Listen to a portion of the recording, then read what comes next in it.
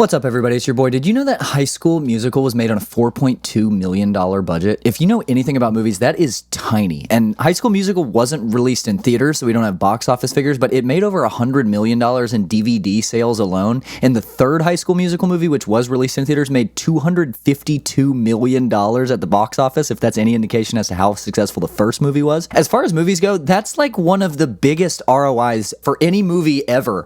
And it's wild because if you watch the High School Musical movies with this tiny budget in mind, you can definitely tell. It's the start of something new.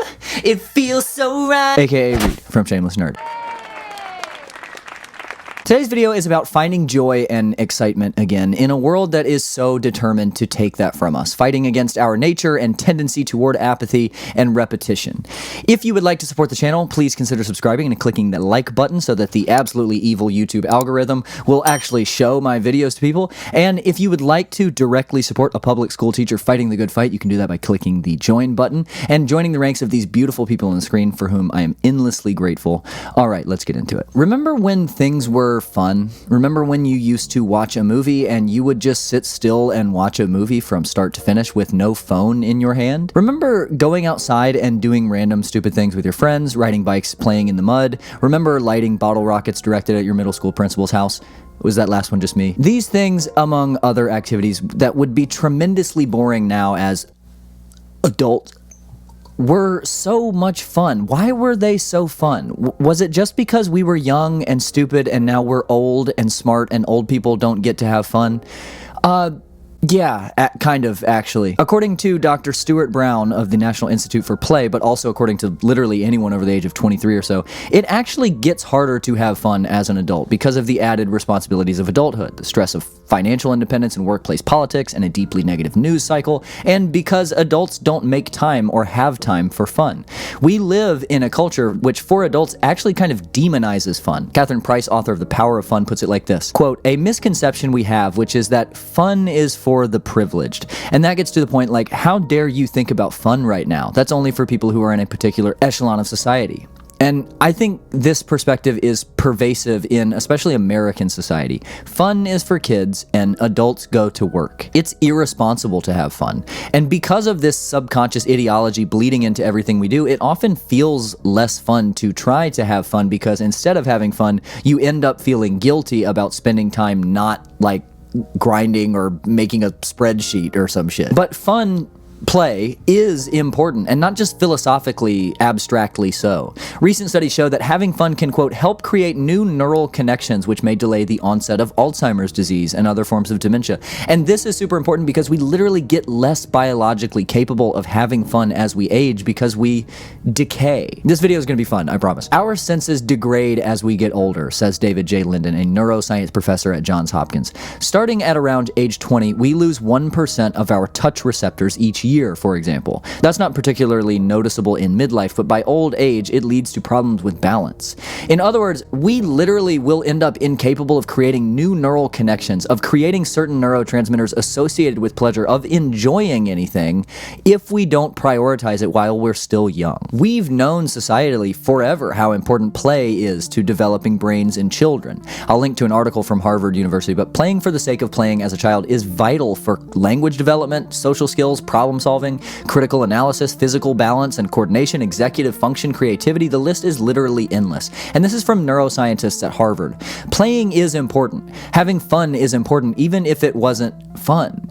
We need to do it. Our brains are constantly developing. We're not done growing mentally when we're 18 like robots who have finished production. Our frontal lobes literally don't physically finish developing until we're around 25, and certain areas of the brain are not physically done growing until even later. Cognition doesn't stop developing. It continues to develop forever. And you don't stop putting gas in your car when it hits 100,000 miles. In fact, you have to take better care of it, right? You put better quality oil in it. You change the brake fluid or something. I'm not a mechanic, okay? But you get my point. We don't stop needing to have fun and play as adults. We need it even more. And that's the first part. We have to unlearn that we don't deserve to have fun. Instead, we need to structure our entire lives around the pursuit of contributing to have fun. You don't have to feel guilty about having fun. You should be proud of that pursuit because it's a cognitively vital aspect of continuing to be alive at all. I still haven't gotten into the philosophical case for this. I'm just talking like sciencey human development stuff. If you look at it philosophically,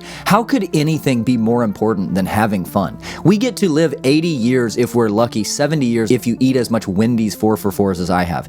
80 years is nothing. And then I don't know if y'all know this, and I hate to be the bearer of bad news if you don't, but when you die, you're dead forever. When you lie in that cold hospital bed surrounded by sleep-deprived men in white coats, or you die much better than this, hopefully you should watch my video on death. You can watch it right here. When you lie on your deathbed, there is a 0% chance that you'll say, "Oh man, I wish I would have worked more. I shouldn't have taken off that Friday to spend time with my kids." Sadly, almost all of us will have the same opposite regret. That we didn't spend time pursuing things we loved, having fun, spending time with those important to us, etc. If you look at it from this perspective, there is just absolutely no reason to allow yourself to feel guilty, even in the slightest, for having fun or for trying to do something fun. Take off work. They'd replace you in 10 seconds if you quit. They don't care about you. Take the vacation. Let the dishes pile up in the sink for one night and draw a picture. Turn off the self-improvement podcast. Turn this video off after you finish it, but turn this video off and go outside. It's important, but that's just part of the problem. If you're anything like me, you might have already had this epiphany. You might be desperately wanting to have more fun and realizing that nothing is fun anymore. And that is a scary realization. That is exactly what happened to me. You can watch some of my older videos about anxiety and stuff to get more of my life story or whatever. I'm not going to go into that here, but I had a complete and total breakdown, and I had the realization, like, I have to do things I enjoy again. I have to go outside. I have to be creative and generative and spend time with my loved ones again. And when I started trying to do that, I was bored. Or I would force myself to do something that I thought I loved and it wasn't fun. It didn't feel good. And that was horrifying because it was like, well, shit, what do I do now? And if you're there, like I was, the rest of this video is for you. Why are we not having fun anymore, even when we are trying to? And how do we have fun again? How do we regain that ability we all once had as kids to enjoy a day of doing nothing important? Well, the problem is multifaceted, but I think that a large portion of it is under our control. Jonathan Haidt's most recent book, The Anxious Generation, which I would highly recommend, outlines many of these issues as they relate to the massive increase in anxiety and depression among millennials and Gen Z, but these factors work neatly in this discussion as well. The book is a little doomsday-ish and sort of scary in how convincing its argument is, and I have to say I do agree with most of it, despite being a more optimistic thinker regarding the future and society and my personal philosophy and all that. But basically, in this book, The Anxious Generation, Haidt cites a bunch of studies and points of research about how technology has changed childhood, redefining independence as a child from being largely unsupervised as kids up through the late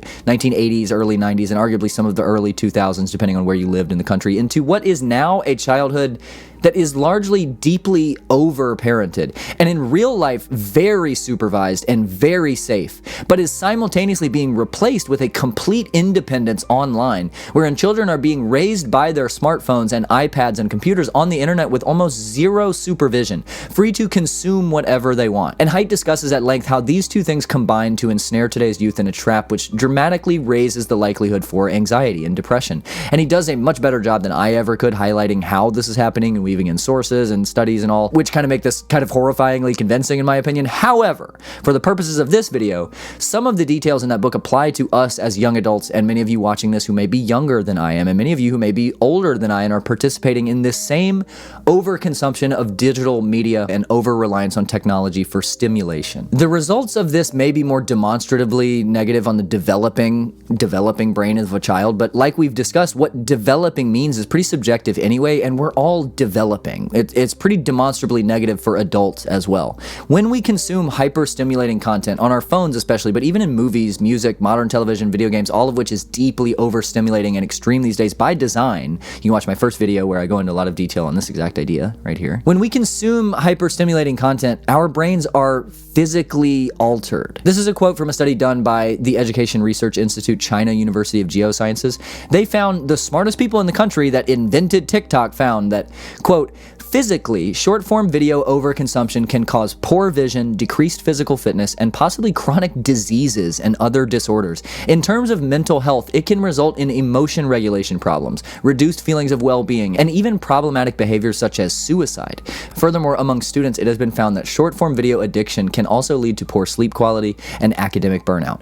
And if you think about it, this is pretty simple and difficult to argue. When we experience something, anything, we feel a certain way because our brain is releasing neurochemicals. Our brain is not differentiating as to what is causing the release of these neurochemicals. It's not making qualitative judgments. It's just like, ooh, this is cool. Here's some dopamine. Oh, we love this. Here's oxytocin. This is exciting. Here's adrenaline, and so on.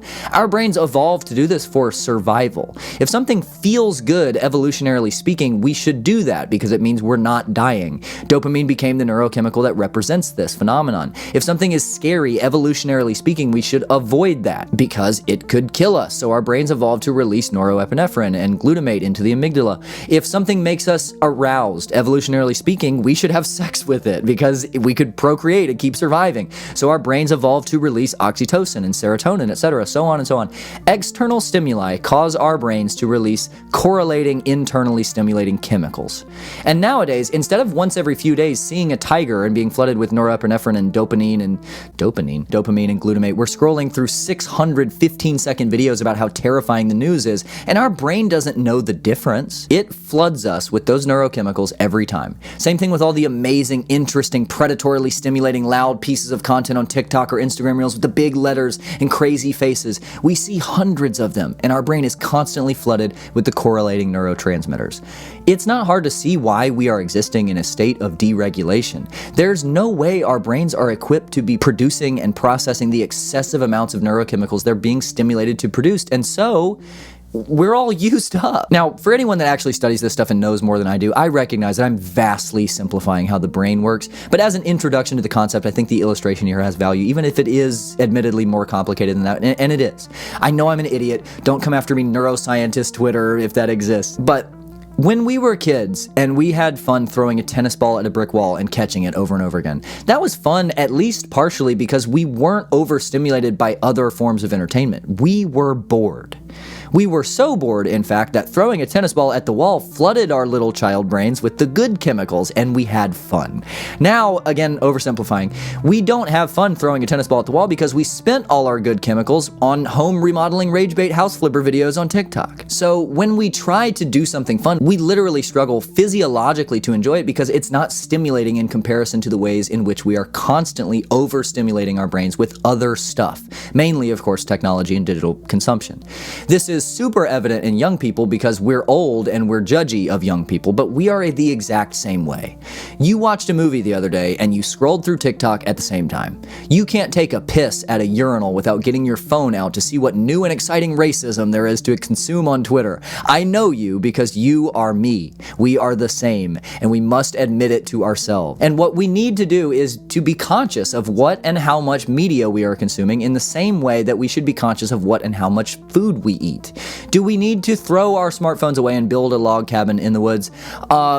Probably, but no, that's not what I'm suggesting. To enjoy things again, to have fun again, to inch closer to the joy you experienced as a child, first of all, you need to learn to believe that you're allowed to. But secondly, actionably speaking, we just need to cut back. We need to retain ourselves. The good news is that we can. Our brains retain neuroplasticity throughout our lives, and despite aging's tendency toward degeneration, you can actually create new neural pathways, neurons, and neurotransmitters all throughout your adult life. According to research from Colorado State University, this process can be as simple as practicing, quote, general mindfulness. Imagine how effectively we could rewire our brains to be more efficient in our pursuit of fun and play, something that's intended to be fun and playful, if it's possible to effectively rewire your brain into breaking deep-seated habits by creating neural pathways just through practicing mindfulness, which is just thinking about thinking. If we replaced the 3 hours we spent on TikTok today with literally anything else that wasn't flooding our brain with neurotransmitters we didn't earn. I have had to relearn how to enjoy things that used to be my favorite things in the world because I had completely fried my brain's neuroreceptors. I wasn't enjoying making music, playing video games, writing poetry, playing basketball, all of the things I used to love to do and around which I built much of my personal identity. These are things that are fun and awesome. And it's kind of a bummer to hear, but apart from mindfulness and forcing myself to believe in the importance and validity of pursuing fun for fun's sake, all I had to do was put my damn phone away. It didn't happen immediately, but eventually I got bored again. And when you're bored, you can enjoy anything. Think about the last time you were truly bored. We don't experience that anymore. So get bored, and eventually you just might learn to have fun again. Real quick, as an outro, this is not the video that I had planned to release this week. If you're subbed to the channel, you might have seen my community post about this, but I actually was working on my biggest and most expansive video, over an hour total so far in the editing process, a big, thorough passion project of a video that I was super excited about. And in the final round of editing, some 30 or so hours into the project, I accidentally deleted the whole thing.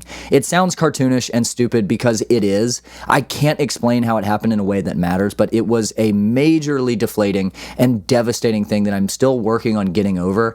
And so this video is a pivot to something else because I can't think about that other project right now, or I'll spiral into a depressive episode and watch 14 hours of Parks and Recreation instead of doing anything productive.